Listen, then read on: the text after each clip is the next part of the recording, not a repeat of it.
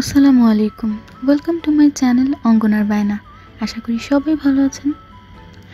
আজকে আপনাদের এই ভিডিওর মাধ্যমে অনেকগুলো কোশ্চেনের অ্যান্সার পেয়ে যাবেন।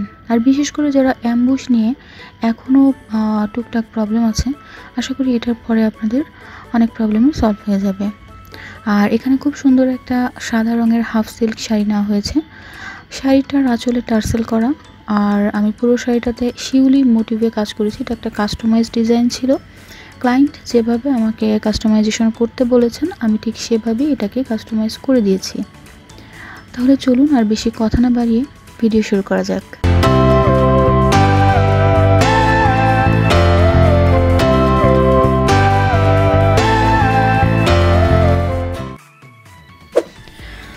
আমি এই শাড়িটার পাড়ের অংশ, আঁচলের কিছুটা অংশ এবং বুকের কিছুটা পোর্শন আমি ওয়াশ করে নিয়েছি, যেমন আগে পানি দিয়ে ভিজিয়ে তারপরে ব্লু কালার রঙটা ব্যাকগ্রাউন্ড ওয়াশ করে নিয়েছি।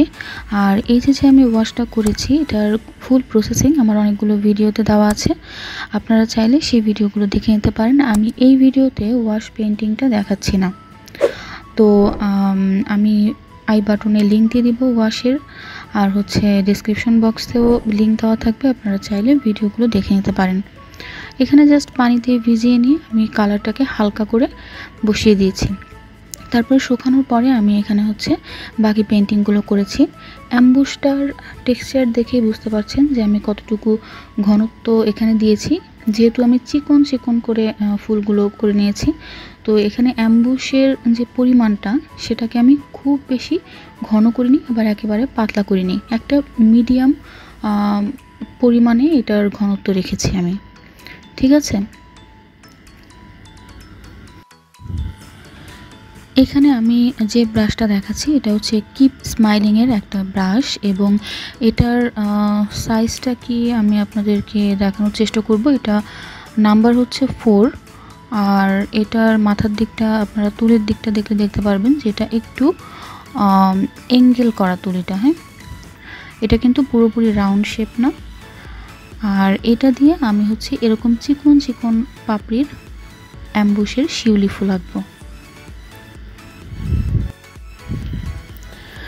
দেখুন, এখানে আমি অ্যাম্বুশগুলো এই তুলির মাথায় অল্প অল্প করে লাগাচ্ছি। হ্যাঁ, অল্প অল্প করে লাগিয়ে আমি এটার পাপড়িগুলো এঁকে নিচ্ছি। এখানে অ্যাম্বুশের যে পরিমাণটা, আমি কিন্তু এনকে বাইন্ডার এবং অ্যাম্বুশ, আমি আপনাদেরকে এর আগে বলেছিলাম যে 2 ধরনের অ্যাম্বুশ আছে। একটা একটু হোয়াইট কালার, আর একটা একটু অফ হোয়াইট কালার। তো অফ হোয়াইট কালারের যে অ্যাম্বুশটা, এটা কিন্তু একটু বেশি ঘন হয়। হ্যাঁ, তো দেখা যাচ্ছে যে নর্মালি আমরা যেরকম অ্যাম্বুশের মধ্যে আপনার যতটুকু পরিমাণ অ্যাম্বুশ, তার অর্ধেকটা 1 চামচ যদি আমি অ্যাম্বুশ নিই, তার অর্ধেকটা নিচ্ছি আমি বাইন্ডার, তার অর্ধেকটা নিচ্ছি এনকে, এরকম করে নিতাম। তো এখানে কিন্তু আমি একটু পাতলা করে নিয়েছি। এখানে আমি এনকে এবং বাইন্ডারের পরিমাণটা সমান দিয়েছি, এবং যেহেতু আমি একটু অফ হোয়াইট কালারের অ্যাম্বুশটা ইউজ করেছি, তো অফ হোয়াইট কালারের অ্যাম্বুশটা এমনিতেও অনেকটা ভারী হয়, অনেক ঘন হয়। তো সেটার মধ্যে আমি এনকে বাইন্ডারের পরিমাণটা সামান্য বেশি নিয়েছি। আপনারা এখানে আঁকা দেখেই বুঝতে পারছেন যে এটা কতটা পাতলা হয়েছে। তবে অ্যাম্বুশটা অবশ্যই নর্মাল পেন্টিংয়ের থেকে একটু ঘনই করতে হবে, এবং অ্যাম্বুশটা যখন আপনারা বসাবেন তখন তুলিতে একটু বেশি বেশি করে নিয়ে বসাতে হবে, একটু উঁচু উঁচু হয়ে থাকবে, আর সেটা ফুললেও অনেক সুন্দর দেখা যাবে। যেহেতু এটা একটা কাস্টমাইজ শাড়ি ছিল, তো এখানে যেভাবে ইনস্ট্রাকশন দেওয়া ছিল যে শিউলিগুলো যেভাবে আঁকতে হবে, শিউলির পাপড়িগুলো একটু চিকন হতে হবে, ছোট ছোট করে শিউলিগুলো চারদিকে ছড়িয়ে দিতে হবে, ঠিক সেভাবেই আমি ওই মোটিভটা চিন্তা করেই ক্লায়েন্ট যেভাবে বলেছেন, এটার পাতাগুলো দেখলেও বুঝতে পারছেন যে নর্মালি শিউলি ফুলের পাতা, তারপরে শিউলি ফুল যেরকম হয়, উনি আসলে আমাকে ওনার মতন করে এঁকে দিতে বলেছেন। এবং আমি সবসময় চেষ্টা করি যে ক্লায়েন্ট যেভাবে চান, কাস্টমাইজ ড্রেসগুলো তো সেরকমই হয়, তাই না, যে আপনার ক্লায়েন্ট যেভাবে বলবে আপনি সেভাবেই তো করে দিবেন। আর এক্ষেত্রে আমি বলবো যে আপনারা অ্যাম্বুশের ক্ষেত্রে যখন হাফ সিল্ক শাড়িতে পেইন্ট করবেন, তো হাফ সিল্ক শাড়ি কিন্তু আয়রন করার সময় অনেক সাবধানতা অবলম্বন করতে হবে আপনার। যেমন আমরা সুতিতে খুব সহজেই কিন্তু ব্যাক সাইডে আয়রন করে ফেলতে পারি, কিন্তু যদি আমি হাফ সিল্কের মধ্যে আয়রন করতে চাই, তখন সেটা কি হয়, অতিরিক্ত হিট লাগলে এই হাফ সিল্ক শাড়ির যেই সুতাগুলো আছে এটা একটু মানে কেমন কী বলবো, এটা একটু আলগা হয়ে যায়, যেমন অনেক সফট হয়ে যায়, নরম হয়ে যায়। একটু বেশি হিট লাগলে ওই জায়গাটা পুড়ে যাওয়ার একটা সম্ভাবনা থাকে। তো আমি বলবো যে আপনারা যখন হাফ সিল্ক শাড়িতে অ্যাম্বুশ করবেন, এটা খুব সাবধানতার সাথে আপনাকে হচ্ছে আয়রন করতে হবে, কারণ অতিরিক্ত হিট দিলে শাড়ি পুড়ে যাবে, আবার একটু কম হিট দিলে কিন্তু অ্যাম্বুশটা ফুলবে না। এই জন্য কী করবেন, মানে আমরা যেমন সুতি কাপড়ের উপরে আয়রন করার সময় কি করি, চেপে চেপে অ্যাম্বুশের জায়গাগুলোতে সুন্দরভাবে আয়রন করি, একটা হিট রেখে, যে হিটটা একেবারে কম হয় না।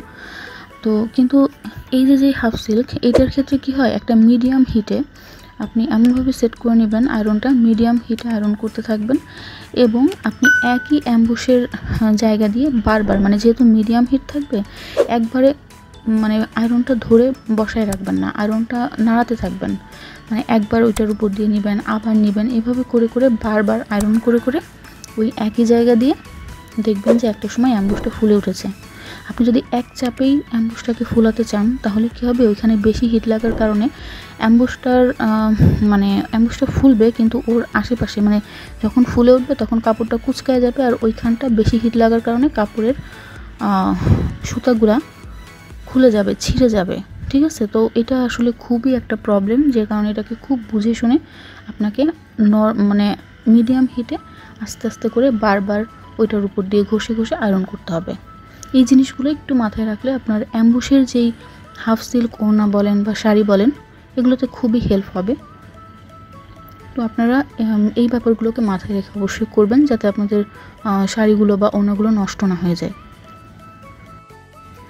যেমনটা বলেছিলাম যে আমি হচ্ছে একটু অফ হোয়াইট কালারের অ্যাম্বুশটা ইউজ করেছি, তো সে কারণে আমি ওই এনকে বাইন্ডারের সাথে যে অফ হোয়াইট কালারের অ্যাম্বুশটা দিয়েছিলাম ওইটার সাথে একটু হোয়াইট পেস্ট দিয়ে নিয়েছিলাম সামান্য পরিমাণে, কারণ যে অ্যাম্বুশটা হোয়াইট থাকে সেটাতে তো আর আপনার হোয়াইট পেস্ট দেওয়া লাগছে না, কিন্তু যেই অ্যাম্বুশটা একটু হোয়াইট কালার মানে একটু অফ হোয়াইট কালারের থাকে সেটার মধ্যে একটু সামান্য হোয়াইট পেস্ট দিয়ে আপনি সাদা করে নিতে পারেন। হ্যাঁ, তো এটা করলে কী হবে, আপনার একদম ধবধবে সাদা হয়ে যাবে। তো যেহেতু আমি এখানে শিউলি ফুল করছি, তো আমি এখানে একদম সাদা করেছি ফুলটা, যে কারণে আমি একটু হোয়াইট পেস্ট নিয়ে নিয়েছি।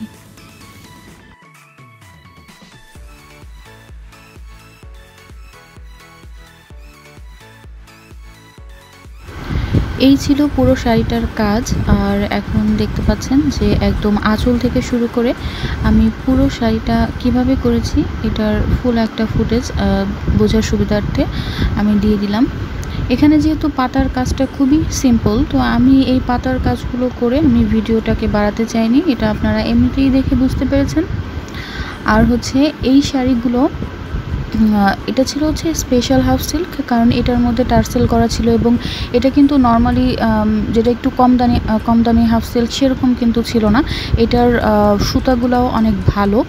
আর যদি আপনারা মানে অ্যাম্বুশ করার ক্ষেত্রে কোনো হাফ সিল্ক ইউজ করেন, অবশ্যই আপনাকে সবচেয়ে ভালো হাফ সিল্কটাই ইউজ করতে হবে। যদি এই হাফ সিল্কটা একটু লো কোয়ালিটি হয়, সুতাগুলা একটু বেশি ফাঁকা ফাঁকা হয়, বা সুতার বুননটা দেখা যায় যে মানে ঠিক না, একটু বেশি ফাঁকা বা জায়গায় জায়গায় একটু অমিশ্রণ এরকম টাইপের হলে হয় কি, যে আয়রন করার সময় কাপড়গুলো খুব তাড়াতাড়ি নষ্ট হয়ে যাওয়ার সম্ভাবনা থাকে। যদি আপনি একটু হাই কোয়ালিটির হাফ সিল্কগুলো ইউজ করেন, তাহলে সেক্ষেত্রে সুতোটা এতটা সুন্দর মিহিন বুনন হয়, এবং এটা বেশি সুতো দিয়ে বুনানো হয়, আর এটার মানে টেক্সচারটা এত সুন্দর কাপড়ের, যে এটা খুব সুন্দরভাবে আপনি আয়রন করার পরেও এটা কুঁচকে যায় না, বা অনেক বেশি কাপড়টা ছেড়ে দেয় না, মানে যেটা হয় যে একদম নরম হয়ে যায় কাপড়টার, মানে সুতাগুলো ছেড়ে দেয়, এরকম হবে না। তাহলে এই ভিডিও সম্পর্কে যদি আপনাদের কোনো জিজ্ঞাসা থাকে অবশ্যই আমাকে কমেন্ট বক্সে জানাবেন। আর এই শাড়ি অর্ডার করার জন্য আপনারা অঙ্গনার বায়নার ফেসবুক পেজে নক করতে পারেন। আর ডিসক্রিপশন বক্সে আমার আরও অনেক ভিডিওর লিঙ্ক দেওয়া থাকবে, চাইলে সেখান থেকে ভিডিও দেখে নিতে পারবেন। যদি এই শাড়ির ব্যাপারে কোনো কিছু বুঝতে অসুবিধা হয় তাহলে অবশ্যই আমাকে জানাবেন। আমি চেষ্টা করব কমেন্টে আপনাদের প্রশ্নের অ্যান্সার দেওয়ার জন্য। যেটা বোঝানো যায় কমেন্টে, অবশ্যই আমি কমেন্টে বুঝিয়ে দেওয়ার চেষ্টা করব। অনেক প্রশ্নের অ্যান্সার কিন্তু কমেন্টে বোঝানো যায় না, তখন চেষ্টা করব নতুন ভিডিও বানিয়ে আপনাদেরকে সেটা বুঝিয়ে দেওয়ার জন্য। সবাই ভালো থাকবেন। আসসালামু আলাইকুম।